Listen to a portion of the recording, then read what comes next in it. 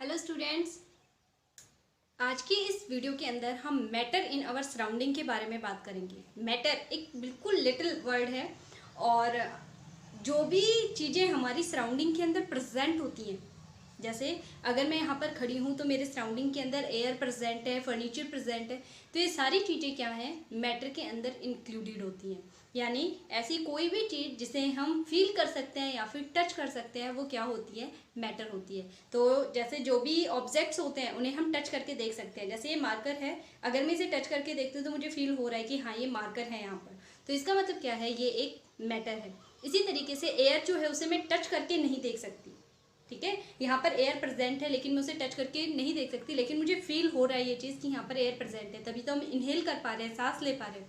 तो इसका मतलब क्या है, जो मैटर होता है, matter is nothing, everything present in our surrounding is called matter. Okay, तो बिल्कुल छोटी सी जो चीज़ है, मैटर होता क्या है, everything present in our surrounding is called matter।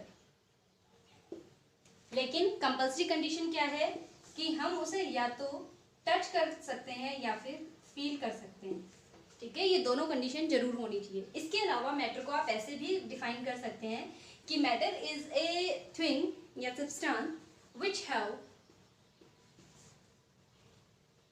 which have mass, okay, जिसके पास कुछ ना कुछ मास होना चाहिए, एंड ऑक्यूपाई स्पेस, कुछ स्पेस को ऑक्यूपाई करते हो और उसका कुछ ना कुछ मास होना चाहिए, यानी उसका कुछ ना कुछ वेट होना चाहिए, मास होना चाहिए खुद का, और वो जहाँ भी प्रेजेंट है वहाँ पर कुछ ना कुछ स्पेस उसने ऑक्यूपाई किया हुआ होना चाहिए, तो उसे भी हम क्या कह सकते हैं, मैटर कह सकते हैं। तो मैटर को हमने सिंपली यहाँ पे क्लासीफाई किया है दो तरीके से, एक तो इसके अकॉर्डिंग और दूसरा क्या है कि जिसे हम फील या टच कर सकते हैं। Basically matter is of three types, it is of three types. कौन कौन से टाइप होता है, solid, liquid and gas. Three types कौन कौन सी होती है, सॉलिड, लिक्विड एंड गैस। जो मैटर है ये तीन टाइप का होता है, सॉलिड, लिक्विड एंड गैस। इसके अलावा जब आप हायर क्लासेस के अंदर जाएंगे तो प्लाज्मा स्टेट भी आ जाएगी इसमें, तो हम उसके बारे में अभी बात नहीं करेंगे। अभी आप किसके बारे में बात करेंगे, सिर्फ हम तीन स्टेट के बारे में बात करेंगे। आगे 5 टाइप की क्लासिफिकेशन भी आप पढ़ेंगे। हम क्लासिफिकेशन को नेक्स्ट लेक्चर में देखेंगे, आज हम सिर्फ मैटर के बारे में बात करेंगे। जो मैटर होता है ये किससे मिलकर बना होता है, पार्टिकल से। किससे मिलकर बना होता है, पार्टिकल से मिलकर बना हुआ होता है। और जो पार्टिकल्स होते हैं ये बहुत ही टीनी, बहुत ही स्मॉल साइज के होते हैं, स्मॉल या फिर क्या कह सकते हैं, बहुत ही टीनी होते हैं, छोटे छोटे होते हैं, जिन्हें हम नेक्ड आई से देख भी नहीं सकते, ठीक है। अगर हमारे पास एक ड्रॉप ऑफ वाटर है, ड्रॉप ऑफ वाटर, अगर हमारे पास एक वाटर की ड्रॉप है, ठीक है, जैसे आप पानी पी रहे हो और एक ड्रॉप, सिर्फ एक सिंगल ड्रॉप के बारे में बात कर रही हूँ, तो उसके अंदर जो नंबर ऑफ पार्टिकल्स हैं वो 10⁻21 होंगे। कितने पार्टिकल्स होंगे उसके अंदर, 10⁻21। एक ड्रॉप जो जिसका आपकी नज़र में कोई मायना ही नहीं है, इतनी स्मॉल सी ड्रॉप, उसके अंदर नंबर ऑफ पार्टिकल्स कितने हैं, 10⁻21, यानी 10 के पीछे आप 21 जीरोज लगा देना, इतने पार्टिकल्स उस ड्रॉप के अंदर प्रेजेंट रहते हैं। तो क्या हम एबल हैं कि उस चीज़ को हम अपनी नेक्ड आई से देख सके, नहीं देख सकते हम। तो इसका मतलब क्या है, ये बहुत ही स्मॉल पार्टिकल से मिलके बना हुआ होता है जो मैटर होता है, और इसकी जो बिल्कुल स्मॉल सी क्वांटिटी होती है उसके अंदर अगर इतने ज़्यादा अमाउंट के अंदर पार्टिकल प्रेजेंट होते हैं, तो आप सोचिए अगर पूरा जो ऑब्जेक्ट है, ओके, एक पूरा जो ऑब्जेक्ट है, मान लो एक ग्लास, अगर एक वाटर ड्रॉप के अंदर 10⁻21 पार्टिकल्स होते हैं, तो एक ग्लास पानी के अंदर, 1 ग्लास ऑफ वाटर के अंदर कितने नंबर ऑफ पार्टिकल्स प्रेजेंट होंगे, कितनी ड्रॉप बनेंगी, और फिर उन सारी ड्रॉप्स को आप किससे मल्टीप्लाई करेंगे, 10⁻21 से। तो ये तो अनलिमिटेड है, अनकाउंटेबल हो जाएगा हमारे लिए। तो इसका मतलब क्या है, बहुत ही स्मॉल पार्टिकल होते हैं। अब हमें पता कैसे चले, मैटर को हम किस तरीके से ये पता फाइंड आउट करें कि ये मैटर है नहीं है, ऐसी क्या प्रोसेस होती है। तो उसके लिए सबसे इंपॉर्टेंट है डिफ्यूजन।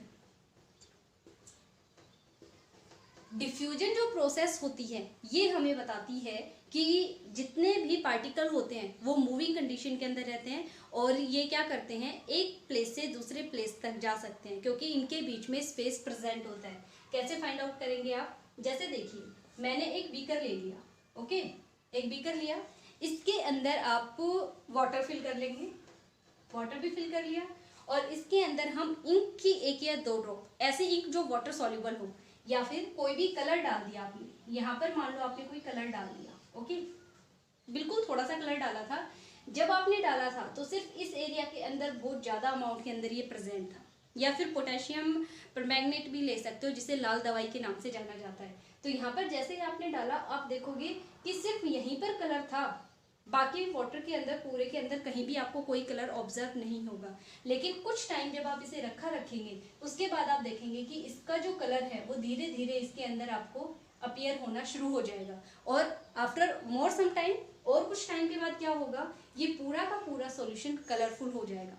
जैसे कपड़ों के अंदर ब्लू कलर देते हैं ना, नील देते हैं, तो आपने देखा होगा जब आप स्टार्टिंग के अंदर 1-2 ड्रॉप डालते हैं उसमें तो वो पूरा ब्लू नहीं होता है।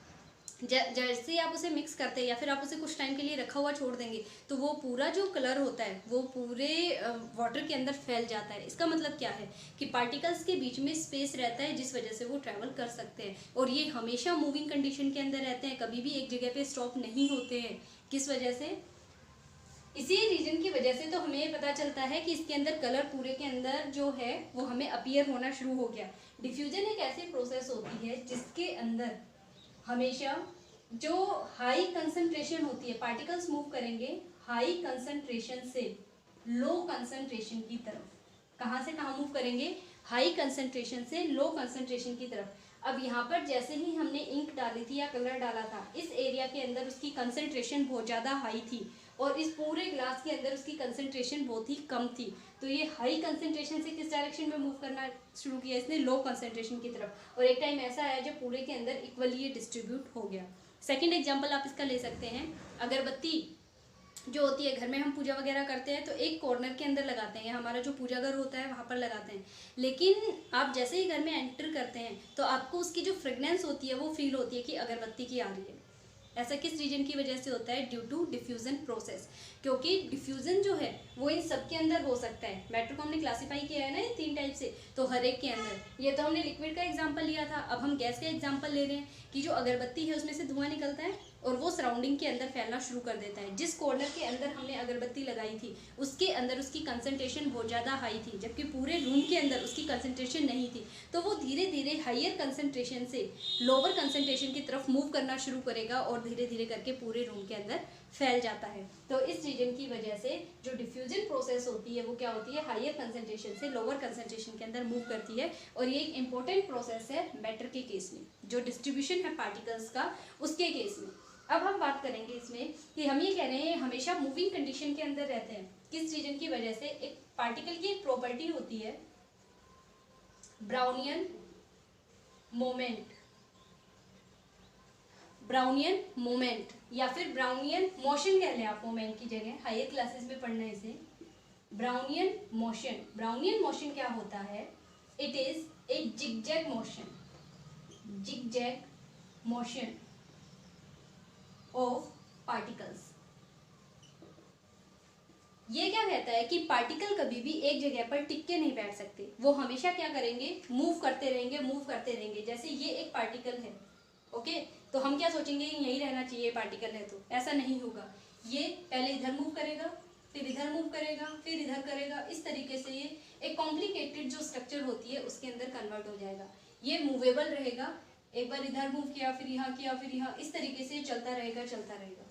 ठीक है, तो जो ब्राउनियन मोमेंट होता है ये क्या कहता है कि जो पार्टिकल्स होते हैं वो हमेशा मोशन के अंदर रहते हैं, कभी भी एक जगह पर टिक के नहीं बैठते हैं। इसी वजह से ये प्रोसेस जो हमने एग्जांपल लिया था डिफ्यूजन का वो शो होता है, या फिर जो अगरबत्ती का एग्जांपल लिया था वो, अगर पार्टिकल एक जगह पर ही टिक के बैठ जाते तो कभी भी जो फ्रेगनेंस है वो हमें फील ही नहीं होती, पूरे घर के अंदर नहीं फैलती, ना हमारे नाकों तक जाती और ना हमें कभी भी फ्रेगनेंस जो है या फिर जो स्मेल है उसके बारे में कभी भी हम डिटेक्ट नहीं कर पाते, ना ही चीज़ों का कलर चेंज कर पाते। तो इसका मतलब ये है कि ये काफ़ी इंपॉर्टेंट प्रॉपर्टी है और यूज़फुल भी है, और इसी वजह से जो सॉल्यूशंस होते हैं वो स्टेबल रहते हैं ड्यू टू ब्राउनियन मोशन।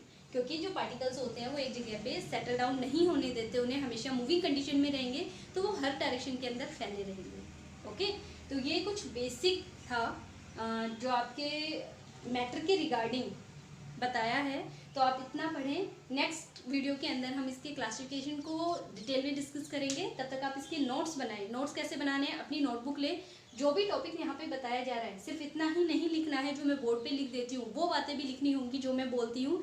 आप अपनी बुक की हेल्प ले सकते हैं, उसमें से जो इंपॉर्टेंट पॉइंट्स आपको लगते हैं टॉपिक वाइज वो लिखते जाए। रोज़ का बिल्कुल थोड़ा थोड़ा पढ़ाया जाएगा आपको, तो उसमें से जो जो इंपॉर्टेंट चीज़ें होती हैं वो अपने नोट्स के अंदर कन्वर्ट करते जाएँ। 8 तक शायद आप नोट्स नहीं बनाते होंगे, लेकिन अब आपको नोट्स मेकिंग की आदत डालनी पड़ेगी। विदाउट नोट्स आप नहीं पढ़ पाएंगे। ओके।